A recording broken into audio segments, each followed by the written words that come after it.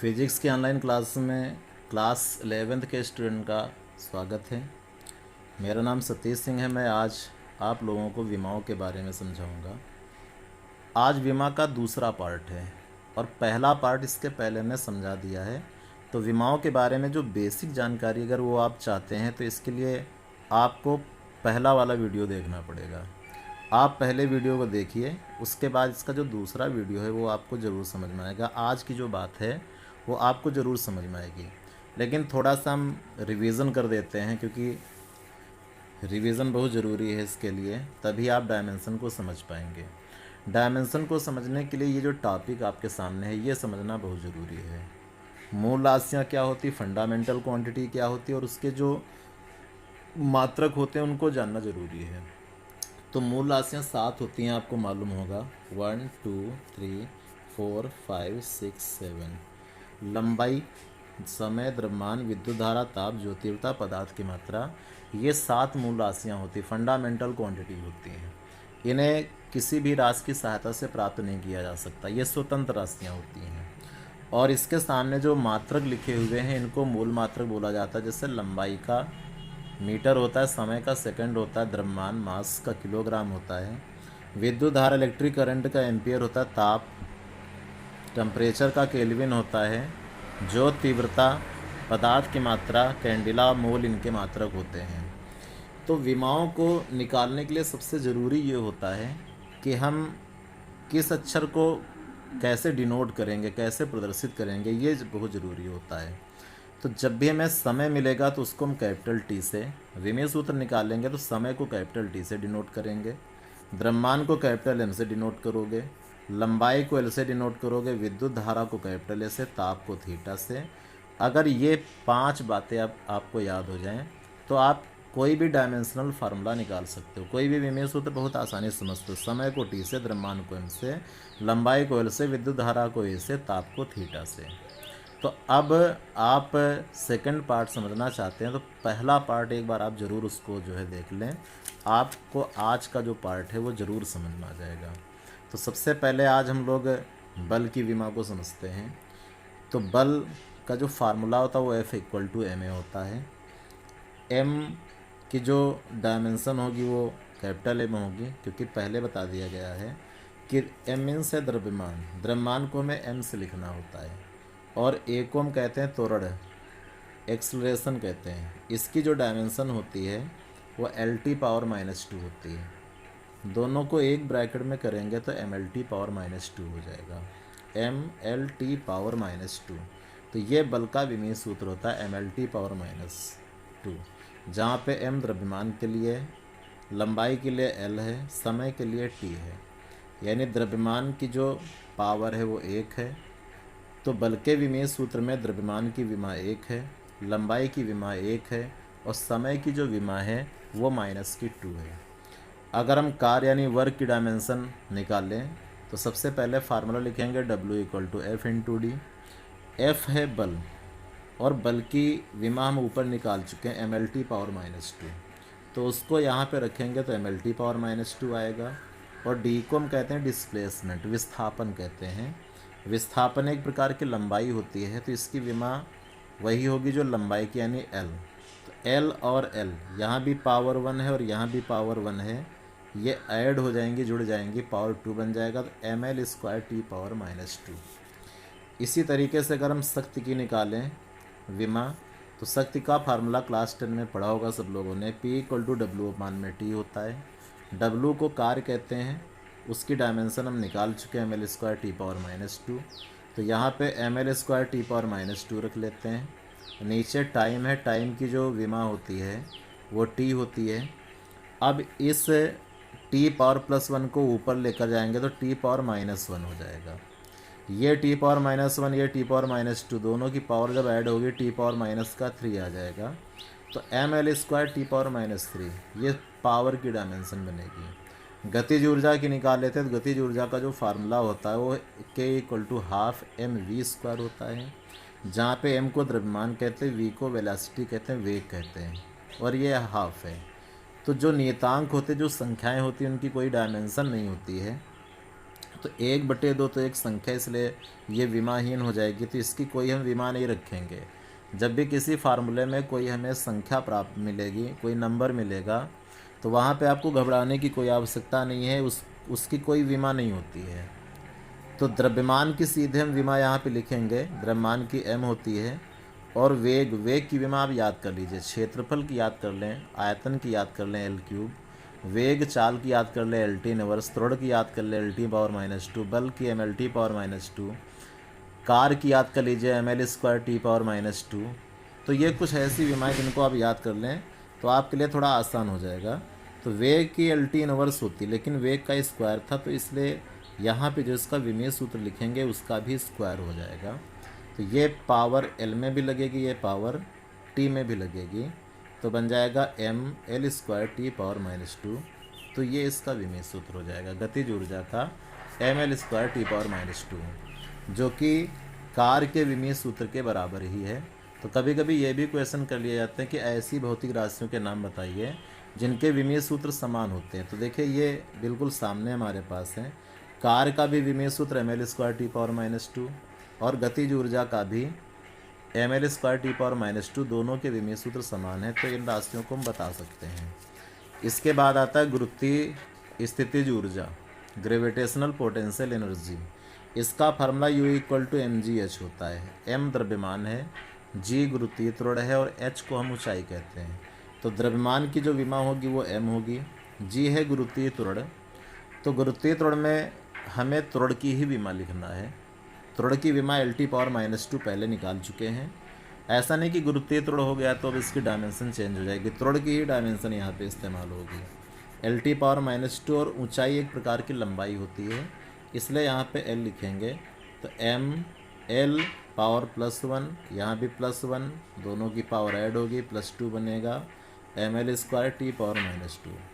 आवृत्ति की जब विमा निकालेंगे तो आवृत्ति का फार्मूला होता है n = 1/T। आवर्त काल के व्युत्क्रम को आवृत्ति कहते हैं। तो एक की कोई विमा होगी नहीं, एक संख्या है, कोई विमा नहीं होती है। समय की t लिख देंगे, t ऊपर जाएगा T⁻⁻1, क्योंकि यहाँ पे पावर +1 थी। अब आते हैं कोणीय वेग पर, एंगुलर वेलोसिटी। एंगुलर वेलोसिटी का जो फार्मूला होता है वो ω = 2πn होता है। 2π, इसकी कोई डायमेंशन नहीं होगी, 2 नंबर है, पाई वो भी 22/7 होता है। तो जो 2π है वो विमाहीन है, इसकी कोई विमा नहीं लिखेंगे। और n का मतलब आवृत्ति है, और आवृत्ति की हम T इनवर्स ऊपर निकाल चुके हैं, उसी को यहाँ पे रखेंगे। तो जो एंगुलर वेलोसिटी कोणीय वेग है वो T इनवर्स उसकी डायमेंशन होगी। इसके बाद हम गुरुत्वाकर्षण नियतांक की विमा को निकालेंगे। क्लास 9th में सब लोगों ने फार्मूला पढ़ा होगा, न्यूटन का सार्वत्रिक गुरुत्वाकर्षण नियम। वहाँ पे F = G m1m2/r² फार्मूला पढ़ाया गया था, जहाँ पे G को हम कहते हैं गुरुत्वाकर्षण स्थिरांक कहते हैं। इसी की जब डायमेंशन निकालेंगे तो r² का F में मल्टीप्लाई हो जाएगा, m1 m2 नीचे चला आएगा। m1 F सबसे पहले इसमें बल है, गुरुत्वाकर्षण बल है, लेकिन गुरुत्वाकर्षण बल हो जाने से उसकी डायमेंशन कुछ और नहीं होगी, वही होगी जो बल की होगी, चाहे जो बल हो, डायमेंशन वही रहेगी जो बल की है। तो mLT⁻², r², r एक दूरी होती है, दो कणों के बीच की दूरी को हम r कहते हैं, m1 और m2 दो कणों के बीच की दूरी है। तो r एक दूरी, इसलिए इसकी जो विमा होगी L होगी, चूँकि r का स्क्वायर था इसलिए उसका L का स्क्वायर हो जाएगा। पहले कण का द्रव्यमान से हमें मतलब है m होगी, और जो दूसरे कण का द्रव्यमान है उसका भी जो डायमेंशन होगा वो m होगा।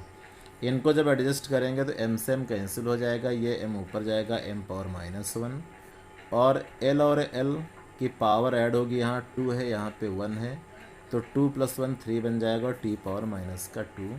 इस तरीके से सार्वत्रिक गुरुत्वाकर्षण स्थिरांक की विमा हमें प्राप्त हो जाएगी। और इसके बाद हम लोग पढ़ेंगे प्लांक नियतांक, ये वेरी मोस्ट इम्पॉर्टेंट है। प्लांक कांस्टेंट का जो विमा निकालोगे तो E = hν फार्मूले से निकालेंगे, जहाँ पे E को ऊर्जा कहते हैं, h को प्लांक नियतांक कहते हैं, न्यू होता है आवृत्ति। तो h की चूँकि डायमेंशन चाहिए इसलिए h = न्यू को E के नीचे ट्रांसफ़र कर देंगे, E/न्यू। अब E है ऊर्जा चाहे जो डायमेंशन यही होती है, कार्य की विमा के बराबर होती है। तो ml²T⁻⁻2 ये ऊर्जा की होती है और आवृत्त की T इनवर्स पहले भी आप सीख चुके हैं, इसलिए ml² ये तो बना रहेगा, ये T⁻⁻2 तो ये T⁻⁻1 जब ऊपर जाएगा तो T⁻+1 बनेगा और ये +1 ये -2 जब एडजस्ट करेंगे तो माइनस का बना जाएगा ml²T⁻⁻1। इसके बाद गैस नियतांक बल आघूर्ण की निकालते हैं। तो बल आघूर्ण की जब डायमेंशन निकालेंगे टॉर्क की तो τ=F×d फार्मूला होता है, जहाँ पे F को बल कहते हैं और d को हम लोग विस्थापन कहते हैं। तो बल की तो डायमेंशन ml⁻⁻2 होती है, विस्थापन एक प्रकार की लंबाई होती है, इसलिए उसके स्थान पर L लिखेंगे हम। L की पावर +1, यहाँ भी +1 +1 +1 +2 हो जाएगा, इसलिए L पावर +2 और T⁻⁻2 यानी ml²T⁻⁻2 जो कि कार्य और ऊर्जा की विमा के बराबर ही है। इसके बाद गैस नियतांक को निकालते हैं। गैस नियतांक की विमा निकालने के लिए PV=RT फार्मूले का इस्तेमाल करेंगे। अगर आपको फार्मूले नहीं आते हैं तो परेशान होने की आवश्यकता नहीं है, क्योंकि बहुत सारे इसमें ऐसे फार्मूले मिलेंगे जो आप नहीं जानते होंगे, क्लास 10th तक नहीं पढ़ाए गए होंगे, तो वो फर्स्ट ईयर यानी 11th और 12th में आप पढ़ेंगे, इसलिए परेशान होने की कोई आवश्यकता नहीं है। फार्मूला हमें पता चल जाए और उस फार्मूले में जो सिंबल हैं उनके नाम पता चल जाए, हम कोई भी डायमेंशन निकाल सकते हैं। गैस नियतांक की विमा निकालने से पहले हम सबसे पहले दाब प्रेशर की निकाल लेते हैं, और प्रेशर का जो फार्मूला होता है P=F/A होता है। F को हम लोग बल कहते हैं, सबसे ज़्यादा बल की ही विमा इस्तेमाल होती है, तो बल की ml⁻⁻2 और ये क्षेत्रफल है, क्षेत्रफल की आपको याद रखनी पड़ेगी, L² होती है, L² याद कर लीजिए। एक L से इसका एक L कटेगा, एक L बचेगा, ऊपर L है नीचे L² है, एक L से एक L कैंसिल हो जाएगा तो एक L बचेगा, जब ये ऊपर जाएगा L⁻⁻1 बनेगा, तो यानी यहाँ पे L⁻⁻1 T⁻⁻2 आ जाएगा। अब गैस नियतांक की समझते हैं, आसान हो जाएगी।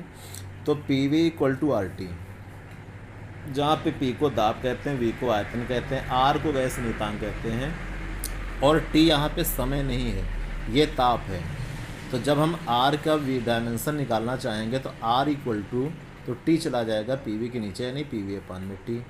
अब P है दाब, दाब के नीचे देखिए पहले से निकाल चुके हैं, यानी ml⁻T⁻⁻2 रखते हैं।